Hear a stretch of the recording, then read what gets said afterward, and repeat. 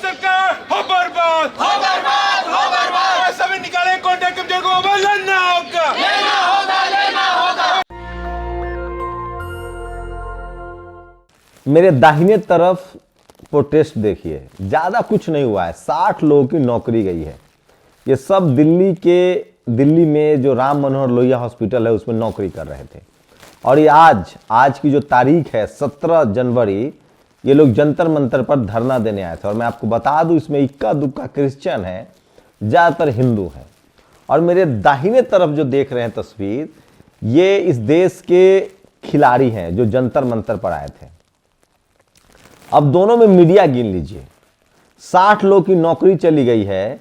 इसको किसी मीडिया ने दिखाने की हिम्मत नहीं की। उसी जंतर मंतर पर लगभग 6 घंटा इस देश के तमाम टेलीविजन चैनल, हिंदी अंग्रेजी के पत्रकार खड़े रहे, क्योंकि उनको पता नहीं था। क्या नहीं पता था वो भी बताऊंगा।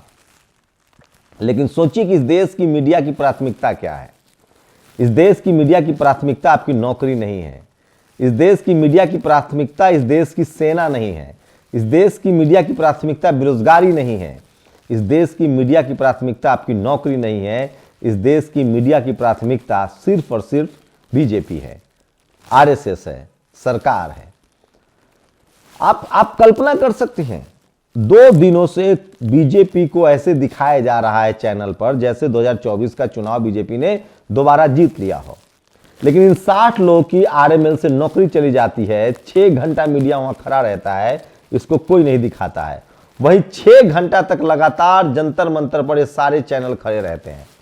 ये तो कुछ भी नहीं है। सोचिएगा, अगर कोई छोटा सा भी संगठन, जो बजरंग दल हो, चाहे विश्व हिंदू परिषद हो, चाहे संघ का कोई संगठन हो, वो ऐलान कर दे कि कुतुब मीनार घेरना है, आपको बता दें कि लाल किला घेरना है या ताजमहल घेरना है, जिसमें हिंदू मुस्लिम का पुट हो, ये सारे पत्रकार वहां जमा हो जाते हैं। अब संजोग देखिए कि तमाम जो इस देश के किसान परिवार से आने वाले जो खिलाड़ी हैं, उन्होंने गंभीर आरोप लगा दिया। उस पर भी विस्तार से खबर बताएंगे। लेकिन ये मीडिया वाले, इनको अंदाजा नहीं था कि ये जो खिलाड़ी हैं वो बीजेपी के एक सांसद हैं, जो इंडियन रेसलिंग जो फेडरेशन है, कुश्ती फेडरेशन जो है, उसके जो अध्यक्ष हैं बृजभूषण सिंह, वो इसके हेड हैं, बीजेपी के सांसद हैं यूपी से। इन पर गंभीर आरोप लगे हैं। अब मुझे नहीं पता कि ये खबर चलेगी भी कि नहीं चलेगी, लेकिन सोचिए, बीजेपी का एक सांसद जो कुश्ती फेडरेशन का प्रमुख है, उस पर यौन शोषण से लेकर तमाम तरह की जान मारने की धमकी देने तक का आरोप जो है खिलाड़ियों ने लगाया है। अब मुझे नहीं पता, मैं टीवी देखता नहीं हूं, टीवी पर ये खबर चलेगी कि नहीं चलेगी। ट्विटर पर कुछ लोग लिख रहे हैं, लेकिन 6 घंटा तक ये लोग बैठे हुए थे, इनको लगा था कि कुछ अच्छा होगा। इनको पता ही नहीं था कि बीजेपी के सांसद के खिलाफ प्रोटेस्ट होगा, नहीं तो ये भी नहीं कवर होता। लेकिन सोचिए, वही दूसरी तरफ जो वीडियो देख रहे हैं, 60 से ज़्यादा हेल्थ स्टाफ की नौकरी चली जाती है। आप उम्मीद कर सकते हैं कि इनके बारे में कोई बात करेगा? मैंने इनसे बात की है, वही सारे मुद्दे, हिंदू मुस्लिम सिख ईसाई वाले। सोचिए, मैं कोशिश करता हूं कि इस देश के हिंदुओं ने मंदिर के नाम पर वोट दिया था, मुसलमान टाइट के नाम पर वोट दिया था, और अब उनकी नौकरी जा रही है। कोई टीवी अखबार ये सब सवाल नहीं उठाएगा। मैं इसलिए कह रहा हूं कि इस देश की बर्बादी का अगर सबसे बड़ा कोई मुजरिम है तो वो टीवी अखबार है, इस देश का पत्रकार है। सोचिए कि 6 घंटा तक वो बैठे हुए थे। अगर इस 60 कर्मचारियों की खबर दिखा देते तो हो सकता है इनकी नौकरी मिल जाती, इनको एडहॉक बेसिस पे और कंटिन्यू किया जाता। सोचिए, यही लोग थे कोरोना में जिन पर फूल बरसाए गए, कोरोना वॉरियर्स कहा गया। देश भर में अब नौकरियों से इनको निकाला जा रहा है। और ये लोग तो 12-12 साल से काम कर रहे थे, जो आरएमएल के स्टाफ हैं। देश की राजधानी दिल्ली के लुटियन जोन में राम मनोहर लोहिया अस्पताल है, और वहां के कर्मचारी जंतर मंतर पर धरना देने के लिए मजबूर हैं। लेकिन टीवी का कैरेक्टर समझिए, कोई तो है जो गाइड कर रहा है कि टीवी क्या दिखाएगा, क्या नहीं दिखाएगा। मैं फिर कह रहा हूं, ये सरकार इवेंट मैनेजमेंट की सरकार है। ये सरकार मीडिया के दम पर चल रही है। ये सरकार इस देश में बेरोजगारी, रोजगार, महंगाई, देश की सुरक्षा, आर्थिक नीति, इन सब चीज़ों को टीवी अखबार में जानबूझकर दरकिनार किया जा रहा है। मैं इसलिए कह रहा हूं, इस देश की बर्बादी की असली वजह है कोई तो वो पत्रकार है, टीवी अखबार है।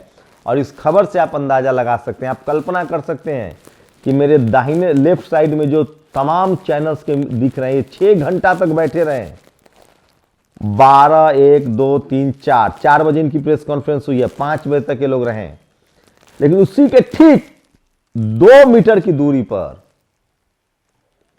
60 लोग अपनी नौकरी के लिए चिल्लाते रहे, धरना प्रदर्शन करते रहे, लेकिन इनके कान पर जूं नहीं रेंगा, ये उधर नहीं गए। सोचिए, इस देश में लगातार बेरोजगारी की खबरें दबाई जा रही है। ये है मीडिया का असली चरित्र जो मैं आपको दिखा रहा था। मैं इसलिए कह रहा हूं कि पत्रकार का काम होता है सरकार से सवाल पूछना, आम जनता के साथ खड़ा रहना।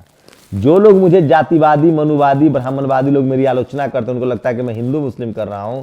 मैं विज्ञान के साथ हूं, मैं संविधान के साथ हूं, मैं इस देश की सेना के साथ हूं, मैं इस देश के गरीब, मजदूर, लाचार, बेबस लोगों के साथ हूं।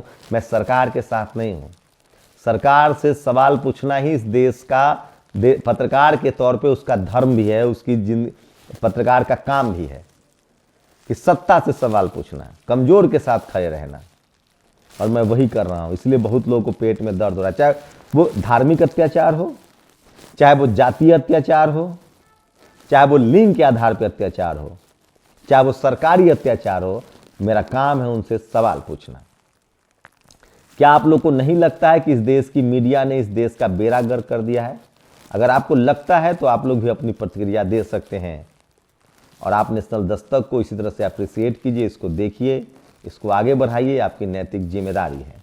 और मैं इसलिए कह रहा हूं कि सोशल मीडिया ही सच्चा मीडिया है, और सोशल मीडिया तो बहुजन मीडिया है ही। आप सबका शुक्रिया। और इस खबर पर आप अपनी प्रतिक्रिया जरूर दीजिए और बताइए कि इस देश की बर्बादी के लिए कौन जिम्मेदार है। शुक्रिया। नेशनल दस्तक की आपसे गुजारिश है कि अगर इसको बचाना चाहते हैं तो नेशनल दस्तक को सब्सक्राइब करने के लिए रेड कलर के सब्सक्राइब बटन को दबाएं, फिर बेल आइकन की घंटी दबाएं। नेशनल दस्तक को बचाने के लिए बहुत जरूरी है कि हर खबर को शेयर करें, लाइक करें, कमेंट जरूर करें।